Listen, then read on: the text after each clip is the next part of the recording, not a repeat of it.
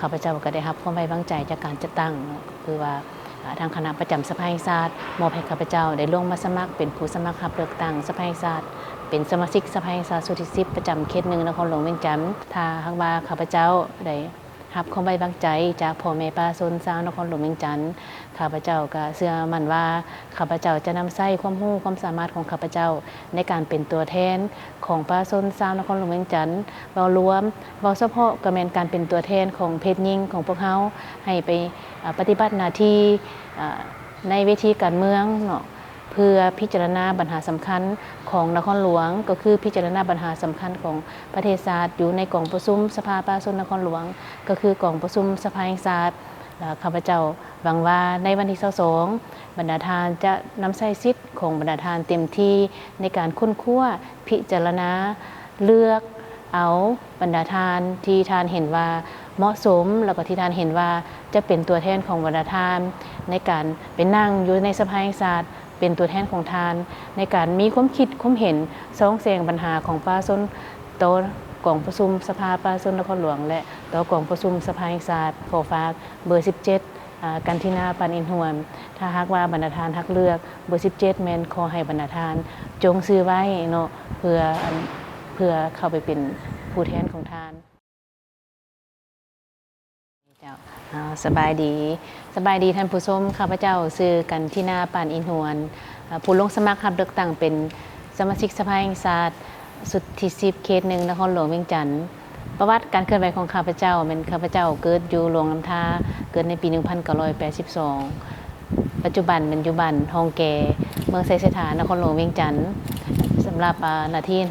รับผิดชอบหน้าที่ตำแหน่งปัจจุบันมันเป็นหัวหน้ากรมติดตามกฎการเวียงงานยุติธรรมแล้วก็เป็นห้องประธานสหพันธ์แม่หญิงของสภาแห่งชาติสำหรับระดับการศึกษาข้าพเจ้าจบระดับปริญญาตรีคณะอักษรศาสตร์ภาษาลาววรรณคดีชั้นสูงการบริหารธุรกิจอยู่วิทยาลัยลาวอเมริกา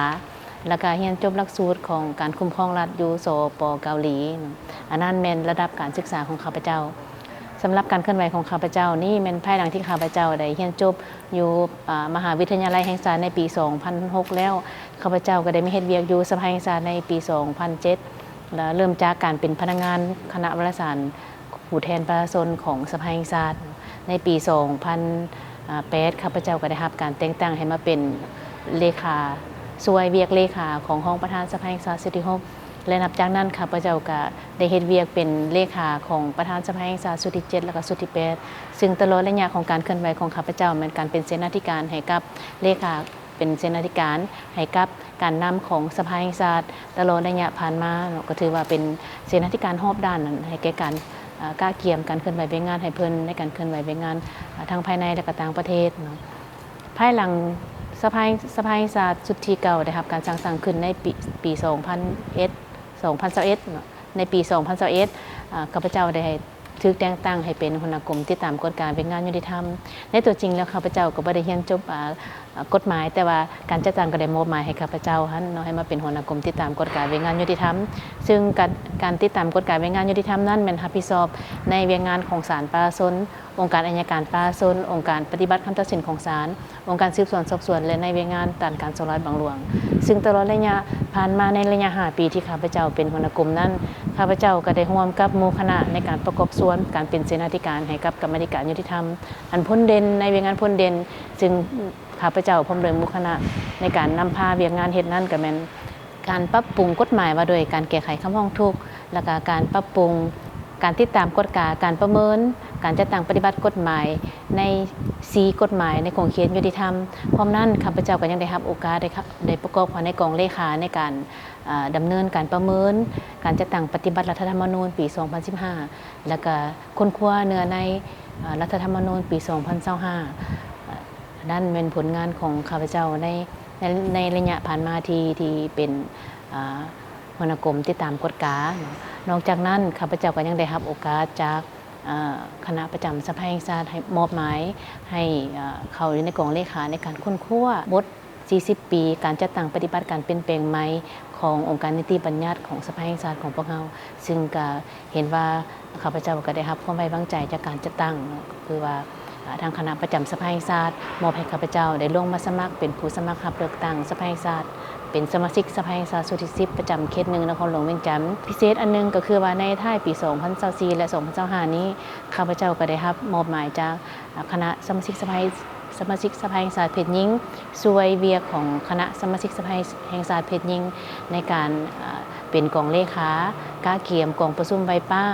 และเป็นกองเลขาในการกาเกียมกองประชุมสัมมนากองประชุมฝึกอบรมให้แก่ผู้รับสมัครลงเลือกตั้งสมาชิกสภาแห่งชาติและสมาชิกสภาประชาชนขันแขวงที่เป็นเพศหญิงเพื่อรับประกันว่าเฮ็ดแนวใดให้แม่หญิงของพวกเฮาที่เป็นผู้ลงสมัครรับเลือกตั้งทั้งหมดนั้นได้รับเลือกตั้งแล้วได้รับการเลือกกวมเปอร์เซ็นต์ 30% ตามการชี้นำของพรรคของรัฐของพวกเฮาฉะนั้นอีกเทื่อนึงถ้าหากว่าข้าพเจ้าได้รับความไว้วางใจจากพ่อแม่ประชาชนชาวนครหลวงเวียงจันทน์ข้าพเจ้าก็เชื่อมั่นว่าข้าพเจ้าจะนำใช้ความรู้ความสามารถของข้าพเจ้าในการเป็นตัวแทนของประชาชนชาวนครหลวงเวียงจันทน์เว้ารวมเว้าเฉพาะก็แม่นการเป็นตัวแทนของเพศหญิงของพวกเฮาให้ไปปฏิบัติหน้าที่ในเวทีการเมืองเนาะเพื่อพิจารณาปัญหาสำคัญของนครหลวงก็คือพิจารณาปัญหาสำคัญของประเทศชาติอยู่ในกองประชุมสภาประชาชนนครหลวงก็คือกองประชุมสภาแห่งชาติข้าพเจ้าหวังว่าในวันที่22บรรดาทานจะนำใช้สิทธิ์ของบรรดาทานเต็มที่ในการค้นคว้าพิจารณาเลือกเอาบรรดาทานที่ทานเห็นว่า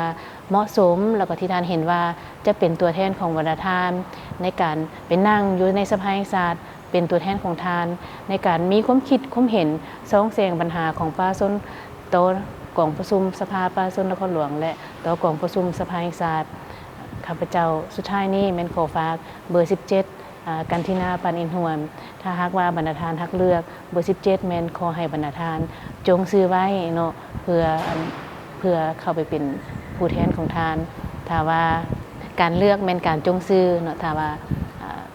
พวกทานฮักคิดฮักขายแม่นเป็นการที่บ่เลือกฉะนั้นการเลือกผู้ที่ทานมักแม่นเป็นการที่จงซื้อไว้สำหรับผู้รับสมัครลงเลือกตั้งของนครหลวงเวียงจันทน์จำนวน25ทานแม่นทานจะจงซื้อไว้ในจำนวน19ทานและค่าซื้อออก6ทานฉะนั้นขอฝากความหวังนำพ่อแม่พี่น้องประชาชนชาวนครหลวงจงมาใช้สิทธิ์อย่างเต็มที่เพื่อเลือกเอาผู้ที่มีความรู้ความสามารถและจะสามารถเป็นตัวแทนของบรรดาทานใดขอขอบใจ